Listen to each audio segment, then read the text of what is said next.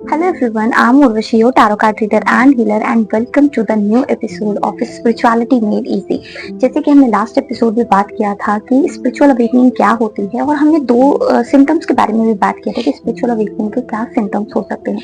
आज हम कुछ और सिम्टम्स के बारे में बात करेंगे जिससे आपको और समझ में आएगा कि जब आपकी स्पिरिचुअल अवेकनिंग होती है तो आप एक्चुअल में किन चीजों से गुजरते हो। ओके, तो थर्ड सिम्टम्स हमें समझ में आता है विविड ड्रीम्स। जब आप स्पिरिचुअल अवेकनिंग होने लगते हो तो आपको एक्चुअल में बहुत सारे विविड ड्रीम्स दिखने लगते हैं, जिसमें क्या होता है कि कभी आप एस्ट्रल ट्रैवलिंग करते हो। एस्ट्रल ट्रैवलिंग क्या होती है, जहाँ पे आपका शरीर, आप जैसे सो रहे होते हो, है ना, तो वहां पे आप एक दूसरे टाइम पे पहुंच जाते हो। या आपका पास्ट हो सकता है, पास्ट लाइफ हो सकती है, आपके फ्यूचर हो सकता है, या फिर ये कोई ऐसा समय हो सकता है जो आप अपनी इस प्रेजेंट लाइफ में कहीं जिए हो, किसी से मिले हो। ठीक है, इसमें हम बहुत सारी ऐसे सिचुएशन से गुजरते हैं जिसमें हम देखते हैं कि हाँ, लाइफ में बहुत सारी चीजें हमने, हमारी सोल है ना जो ट्रैवल करती है। कभी ये होता है कि जब हम पास्ट लाइफ में एस्ट्रल ट्रैवलिंग करते हैं तो वहां से हमें बहुत ऐसी चीजें समझ में आती हैं और मतलब हम किसी पर्सन से मिल रहे होते हैं, है ना, जिनको हमने अपने प्रेजेंट लाइफ में कभी नहीं देखा होता। हम किसी ऐसे प्लेस पे पहुंच गए होते हैं जिनको हमने एक्चुअल में अपनी लाइफ में हम जानते ही नहीं कि वो एग्जिस्ट भी करती है। और इसी से कहीं ना कहीं बनता है डेजा वू। ठीक है, जब आप डेजा वू भी एक्सपीरियंस करने लगते हो, आपको ऐसा फील होता है कि हाँ, ये चीज आपने कभी लाइफ में एक्सपीरियंस की हुई है ना। कोई प्लेस पे आप गए हो, आप जाते हो तो आपको लगता है ये प्लेस आप पहले जा चुके हो। कहीं ना कहीं आपकी सोल जो होती है उस पर ट्रैवल कर चुकी होती है, वो वहां जा चुकी होती है और उसको पता होता है एक्सपीरियंस, इसीलिए हमें ये डेजा वू फील होता है। और ये डेजा वू एक्चुअल में आपको इस तरीके से भी एक्सपीरियंस हो सकता है जैसे आपने अचानक से किसी के बारे में सोचा, ठीक है, और फिर आपको पता चलता है कि वो पर्सन कल आपको रीच आउट कर दे, या फिर आप कहीं ना कहीं उनसे मिल लो। इस तरीके से भी बहुत सारी ऐसी सिंक्रोनिसिटीज आपके साथ होने लगती हैं।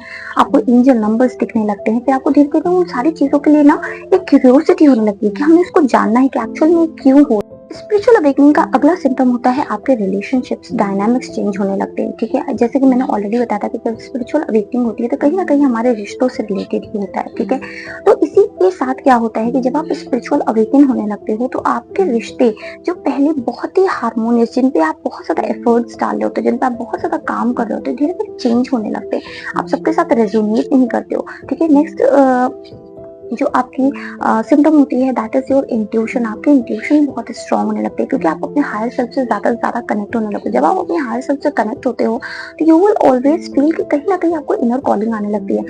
स्पिरिचुअल अवेकनिंग लोगों की सबसे अच्छी चीज ये होती है, they can start sensing the energies. इनको एनर्जीज एक्चुअल में पता चलने लगती है, because we always say in spirituality कि लोग झूठ बोल सकते हैं बट उनकी एनर्जी झूठ नहीं बोलेगी। तो जब आप स्पिरिचुअली अवेकन होते हो तो क्या होता है कि आपको गट फीलिंग आने लगती है। अगर आप किसी पर्सन के पास से गुजर रहे हो and you feel the warmth of it, तो वहां पे आपको समझ में आने लगता है कि that person has good intentions for you. लेकिन जब कभी कभी आप किसी पर्सन से मिलते हो या फिर आप कुछ करने जाते हो, है ना, तो आपको अंदर से ही वो गट फीलिंग अच्छी नहीं आती। You actually feel very much like perplexed कि पता नहीं क्या है, कुछ अजीब सा फील हो रहा है, कुछ अजीब सा फील हो रहा है, एक अच्छी फीलिंग नहीं आती आपको। And that time your higher self is actually telling you कि ये सही नहीं है, ये पर्सन सही नहीं है, ये जगह सही नहीं है, यहाँ जाना और ये करना बिल्कुल सही नहीं होता है। तो this is also an integral part of your spiritual awakening, और ये तभी होगा जब आप एक्चुअल में स्पिरिचुअल अवेकन होते हो। इसके अलावा स्पिरिचुअल अवेकनिंग में सबसे ज्यादा आप क्या फील करोगे कि जहाँ पे आप लोगों के मैनिपुलेशन से बहुत ज्यादा बचना सीख जाओगे। अभी तक जिस तरीके से लोग आपको मैनिपुलेट करते रहते थे, आप अक्सर उसी मैनिपुलेशन में फंस जाते थे, बट स्पिरिचुअल अवेकन होने के बाद आपकी हायर सेल्फ आपको कदम कदम पे इस चीज को बताती है कि हाँ, ये पर्सन गलत है, ये पर्सन सही है। ठीक है, और स्पिरिचुअल अवेकनिंग का एक और सिम्टम होता है कि जहाँ पे आप ना लोगों को ज्यादा से ज्यादा समझने लगते हो, उनके बारे में समझने लगते हो कि उनका पॉइंट ऑफ व्यू क्या था, किस तरीके से ये चीजें हुई होगी, है ना, जहाँ पे आप लोगों को एक्चुअल में दोनों तरफ से बैलेंस, जस्टिस की एनर्जी आपके अंदर ज्यादा आ जाती है, जहाँ पे आप सिर्फ one part of the story नहीं देखते हो, आप दोनों पार्ट ऑफ द स्टोरी देखते हो और दूसरों की मदद करने के लिए ज्यादा से ज्यादा इंक्लाइंड होते हो। आप एक सेल्फ एनर्जी में ना रखे, मतलब सेल्फ लव होता है बट स्टिल आप दूसरों के लिए करना चाहते हो। Self love is a different thing, जहाँ पे आप अपने लिए अच्छा कर रहे हो, मीन्स अपने आप को प्रायोरिटाइज कर रहे हो। पहले क्या होता है स्पिरिचुअल अवेकनिंग से पहले कि हम दूसरों को ज्यादा ध्यान देते हैं, दूसरों की प्रायोरिटीज, दूसरों की नीड्स, दूसरों का लव, ये सब ध्यान देते हैं। But when we actually get spiritually awaken तो वहां पे क्या होने लगता है कि हम अपने लिए तो करते हैं, साथ में दूसरों के लिए सेल्फलेसली करने लगते हैं। पहले भी हमारे अंदर ये चीज होती है बट फिर वहां पे क्या होता है, हमें बाउंड्रीज बनाना आ जाता है जो कि हमें पहले नहीं आता होता है। लेकिन स्पिरिचुअल अवेकनिंग के बाद आपको एक्चुअल में बाउंड्री बनाना आ जाता है, जो कि आज के टाइम में मुझे लगता है सबसे ज्यादा रिक्वायर्ड है, क्योंकि हमें ये नहीं पता, हम जब गिवर होते हैं ना, रिसीवर नहीं, जब हम गिवर होते हैं तो हम दूसरों को ज्यादा देने लगते हैं, और यही से हमारे लिए ये बाउंड्री मेंटेन की जाती है। जब आप स्पिरिचुअली अवेकन होने लगते हो तो आप देखोगे आपको ना अलग अलग तरीके के टीचर्स मिलने लगेंगे। कोई आपको लाइफ के किसी एक्सपीरियंस के बारे में सिखाएंगे, कोई आपको लाइफ के किसी एक्सपीरियंस के बारे में सिखाएंगे। तो बेसिकली आपके टीचर अपीयर होने लगते हैं, गुरुज अपीयर होने लगते हैं, और तब कहीं ना कहीं जा करके वो आपको एसेंशन के पाथ पे लेकर के जाते हैं। इसके अलावा स्पिरिचुअल अवेकनिंग का एक और बड़ा सिम्टम होता है जहाँ पे आप लोनली फील करने लगोगे।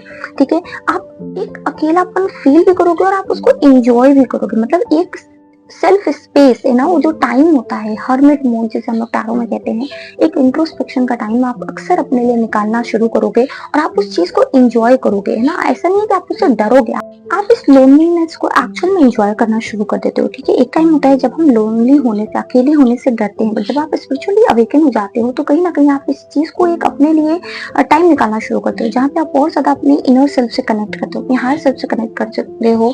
और उसके अलावा स्पिरिचुअल अवेकन होने का एक और सिम्टम्स होता है आपके सेंसेस का बहुत ज्यादा एक्टिव होना।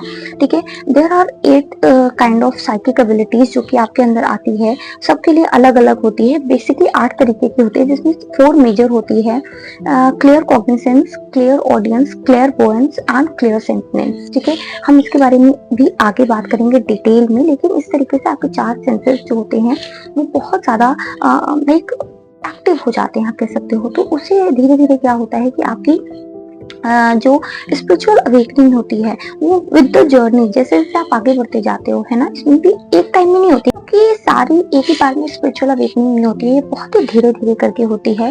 तो आज के इस एपिसोड में सिर्फ इतना ही, हम मिलेंगे आपसे नेक्स्ट एपिसोड में।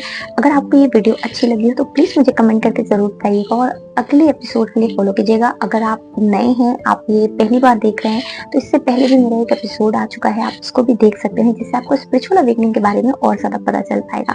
मैं आपसे लेती हूँ अब इजाजत।